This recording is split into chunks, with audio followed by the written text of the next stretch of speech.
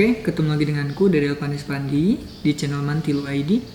Hari ini aku ingin ngebahas tentang sesuatu yang sangat fundamental di keperawatan. Apa itu? Ini.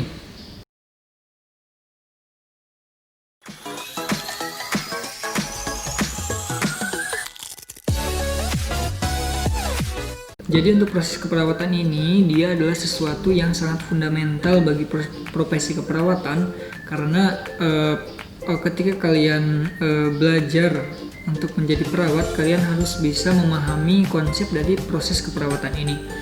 Nah, untuk proses keperawatan, kalau dilihat dari definisi, sebenarnya banyak para pendahulu kita yang memberikan definisi tersendiri untuk keperawatan ini, untuk proses keperawatan ini gitu loh. Kalian juga bisa cari mungkin dari Flores Nightingale atau dan yang lainnya. Tetapi di sini aku ingin ngasih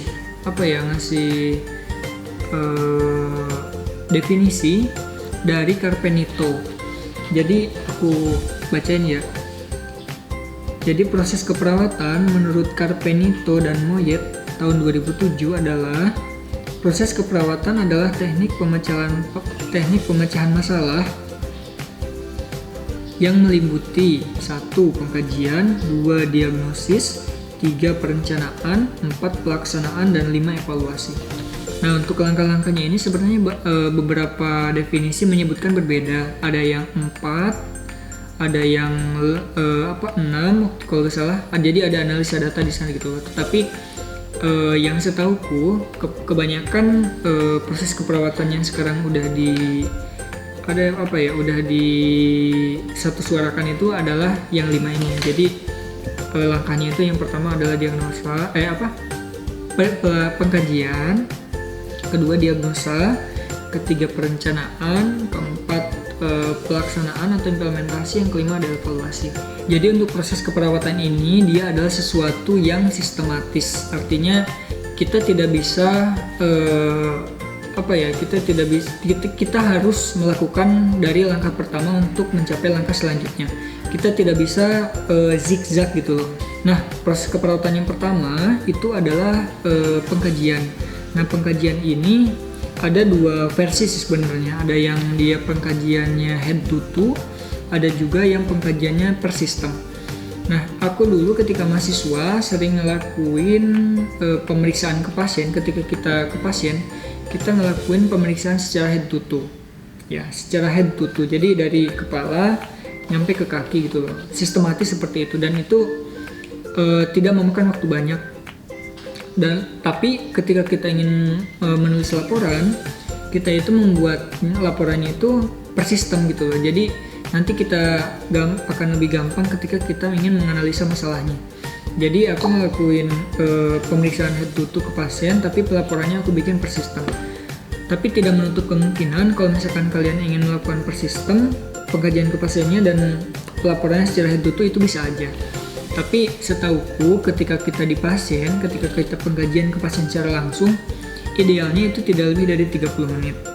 Dan aku dulu ketika mahasiswa itu, ketika melakukan pengkajian secara per sistem, itu kemungkinan lebih dari 30 menit gitu loh. Maksudnya, karena kan kalau kita per sistem kan ketika kita ingin meruntut dari organ A nyampe ke organ yang terakhir, lalu kita balik lagi ke sistem yang lain gitu loh. Tapi beda halnya ketika kita melakukannya secara head to toe, kita akan lebih runtut dan lebih bisa mengefisiensikan waktu gitu. Lalu yang kedua adalah diagnosa keperawatan. Nah, ketika kalian ingin menulis diagnosa keperawatan, nah redaksinya itu harus sesuai dengan rujukan. Jadi kita merujuk kepada buku Nanda. Kalian bisa cek di video yang sebelumnya tentang review buku ini. Jadi untuk buku Nanda ini memuat diagnosa keperawatan yang muncul di disiplin ilmu keperawatan gitu loh. Nah, ketika kalian sudah melakukan pengkajian dan mengelompokkan dan udah mengetahui masalah apa saja yang ada di sana yang tidak abnormal, kalian kelompokkan, lalu kalian akan membuat diagnosa keperawatan. Nah, diagnosa keperawatan ini berbeda dengan medis loh ya. Dan ketika kalian sudah membuat suatu diagnosa keperawatan, kalian akan dihadapkan dengan langkah yang ketiga, yaitu perencanaan atau intervensi. Nah, intervensi juga dia ada buku rujukannya loh. Jadi buku rujukannya ini adalah, kalau aku dulu pakainya buku NIC atau Nursing Intervention Classification. Jadi intervensi keperawatan ini dia kayak udah ada gimana ya, kayak udah ada kepastian gitu. Maksudnya ketika diagnosa keperawatannya A, maka tindakan yang dilakukan itu adalah anu gitu lah. Jadi ketika kalian ingin belajar proses keperawatan ini memang tidak mudah sih, tapi ketika kalian sudah terbiasa, kalian akan gimana ya, kalian akan merasakan feel-nya itu kayak gimana gitu. Nah, untuk intervensi ini, ketika kalian tadi sudah punya kelompok masalah-masalah di diagnosa keperawatan, kalian nantinya akan menyiapkan kira-kira tindakan apa yang akan kalian lakukan untuk bisa mengatasi masalah yang ada di pasien ini. Misalkan, ketika diagnosa keperawatan pasien itu adalah misalkan gangguan keseimbangan nutrisi kurang dari kebutuhan, misalkan itu ya. Intervensi yang pertama adalah observasi kebiasaan pasien ketika makan. Nah, dan sebagainya banyak kok di buku NIC itu.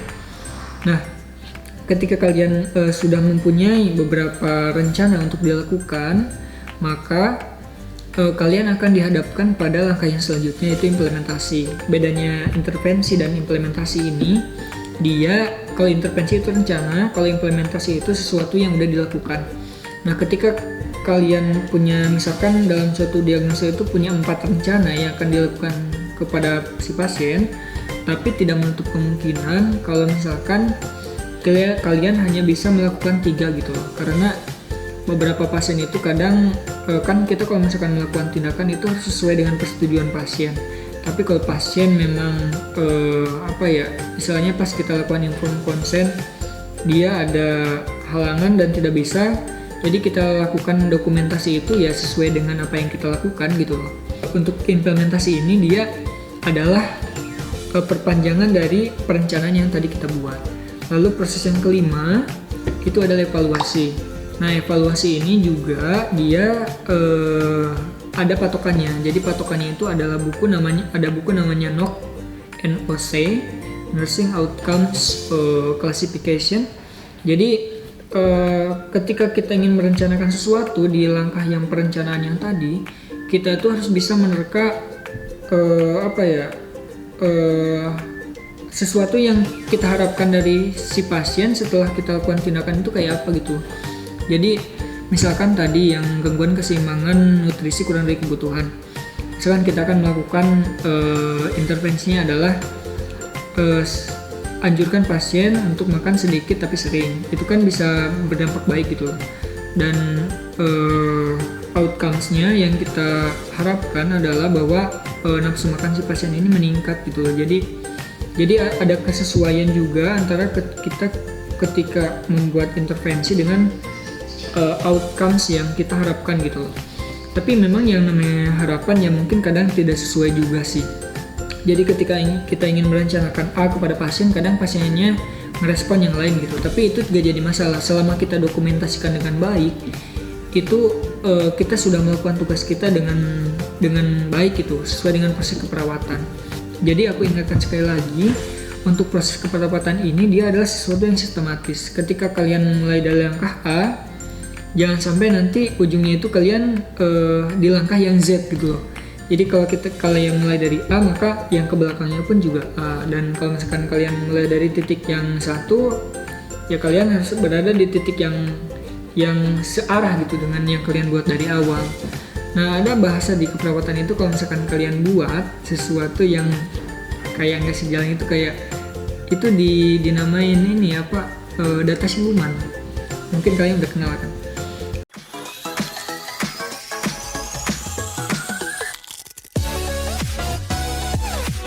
Oke, mungkin itu aja yang bisa aku sampaikan hari ini tentang proses keperawatan. Nanti mungkin akan aku bahas lebih detail tentang proses keperawatan ini di video yang selanjutnya ya. Oke, Assalamualaikum.